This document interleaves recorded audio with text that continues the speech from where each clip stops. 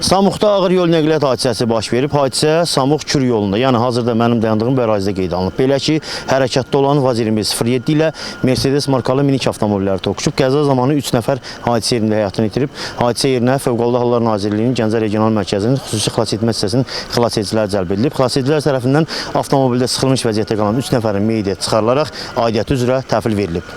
Qəza zamanı həyatlarını itirənlər Samux rayonunun Burunqovaq kənd sakinləri, Vaz 2107-nin sürücüsü 1975-ci il təvəllüdlü Samir Əhmədov və onun sərnişinləri, 1987-ci il təvəllüdlü Fəridə Əhmədova və 1962-ci il təvəllüdlü Adilə Əliyevadır.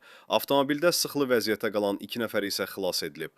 Ağır yol nəqliyyat hadisəsi nəticəsində xəsarət alanlar rayonun Burunqovaq kənd sakini Vaz 2107-nin sərnişini 2009-cu il təvəllüdlü Əhməd Əhmədzadə və rayonun Qarağaclı kənd sakini Mercedesin sürücüsü 1994-cü il təvəllüdlü Məhəmməd Hüseynovdur. Yaralılar təcili tibbi yardım avtomobilləri ilə Samux rayon mərkəzi xəstəxanasına yerləşdiriliblər.